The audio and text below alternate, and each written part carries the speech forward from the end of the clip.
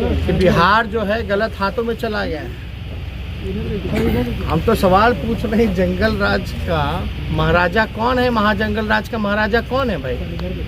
हम तो ये कह रहे हैं कि सरकार ही गुंडा चला रहे हैं, तो आप क्या उम्मीद कर सकते हैं? रहिए, आपका बेटा दिल्ली में बैठा है। अब हम पूछना चाहते हैं, रुपेश सिंह जी जिनकी हत्या हुई, उनके परिवार के लोग क्या छठ मना पाएंगे? इस तरह की घटनाएं बार बार होती रह रही है। और प्रधानमंत्री जी कहते थे कहीं कुछ होगा, क्या क्या नामकरण नहीं दिया गया था, जंगल राज। अब तो हम बीजेपी के लोगों से पूछना चाहते हैं, युवराज को बोलते थे जंगल राज युवराज, अब जंगल राज का महाराजा कौन है? कहाँ है प्रधानमंत्री जी? कहाँ गायब है? उनको तो अगर सेलेक्टेड नॉमिनेटेड मुख्यमंत्री जो थके हुए हैं, जो विभाग नहीं चला पा रहे, आकर के कार्रवाई करनी चाहिए, पूछताछ करनी चाहिए। किस बात का डबल इंजन का सरकार है यहाँ पर?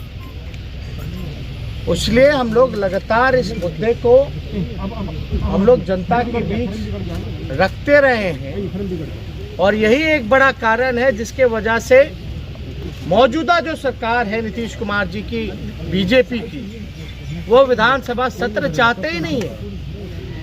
अद्भुत है कि पहली बार ऐसा हो रहा है जो ट्रेडिशनल वे से ऊपर हट करके सत्र को खत्म करने का प्रयास किया जा रहा है। और हम तो यही कहते रहे, ये जो समीक्षा बैठक जो मुख्यमंत्री जी करते हैं, ये वाकई में समीक्षा बैठक नहीं बल्कि भिक्षा बैठक है। ये भिक्षा, पैसे पे ट्रांसफर, पोस्टिंग, आरसीपी, टैक्स, ये उस बात की इनकी बैठक होती है। क्या हल निकलता है? इनका पुलिसकर्मी जो है एक शराब की बोतल के पीछे घूमता रहता है। यहाँ सैकड़ों हत्याएं, बलात्कार, लूट, रंगदारी, अपहरण, सारी चीजें हो रही हैं, लेकिन हमारे बिहार के मुख्यमंत्री जी एक अफसोस प्रकट नहीं कर पाते, किसी पीड़ितों से नहीं मिलते, और सवाल पूछा जाता है विपक्ष के लोगों से। इसलिए हम जो कहते हैं तो कुछ सोच समझ के ही कहा था कि बिहार के मुख्यमंत्री थक चुके हैं, इनसे बिहार संभालने वाला नहीं है। अब थके हुए मुख्यमंत्री ने खुद ही बोल दिया कि भाई हमको जबरदस्ती मुख्यमंत्री बना दिया गया।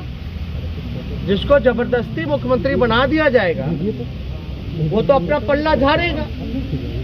और बीजेपी के लोग जो हैं, एक सवाल सरकार ने मुख्यमंत्री से पूछ करके बचना चाह रहे हैं। इसमें अपराधीकरण में, और जो सरकार बिहार सरकार की चल रही है, ये असल में सरकार गुंडा ही चला रहे हैं। इससे बचने का प्रयास बीजेपी के लोग कर रहे हैं, लेकिन उनको ये एहसास होना चाहिए कि भाई आपके इतने मंत्री हैं, दो उप मुख्यमंत्री हैं, किस काम के, क्या काम कर रहे हैं? लगातार घटनाएं बढ़ती जा रही हैं। लोग जो है असहज महसूस कर रहे हैं, घर से निकलने में सुरक्षित महसूस नहीं कर रहे हैं। आप बताइए, अब तो घर में लोग घुस घुस के गोली मारे जा रहे हैं। एक गोली नहीं, सुनने में आया 15 राउंड चला, जिसमें 6 गोली रुपेश जी को लगा। और इतने सज्जन व्यक्ति, इतने हंसमुख व्यक्ति, हम लोगों का भी जाना एयरपोर्ट लगातार रहता है, मिलना जुलना रहा है, लंबे समय से हमारा भी उनसे संबंध रहा है। अब समझ में नहीं आता, ये हाउस से यार कौन कर रहा है? 2 किलोमीटर दूर सीएम हाउस से ये घटना को अंजाम दिया जाता है। एक व्यक्ति नहीं बल्कि 2-3 व्यक्ति आकर के 15-15 राउंड गोली चलाते हैं, और अब तक जो है कोई कार्रवाई नहीं की जाती। निकलिए नहीं, दिखोगे नहीं यार। और ऐसी कितनी घटनाएं हैं। हम तो मुख्यमंत्री जी से कहेंगे कि जितना ध्यान और जितनी मॉनिटरिंग आप एडिटिंग में करते हैं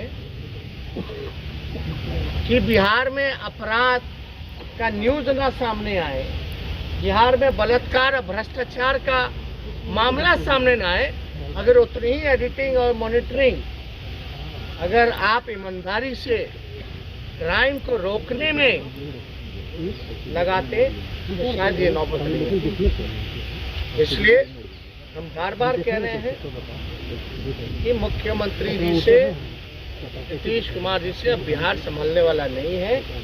अगर विभाग ने, अगर आप डेली अखबार का पन्ना खोल करके देखें या न्यूज़ में हेडलाइन देखें तो कभी दरभंगा, मधुबनी, सीतामढ़ी, मुजफ्फरपुर, पटना, गया, कोई ऐसा इलाका नहीं है, कोई ऐसा जिला नहीं है जहाँ हत्या, अपहरण, लूट, रंगदारी, बलात्कार, भ्रष्टाचार नहीं हो रहा। लेकिन नतीजा क्या है?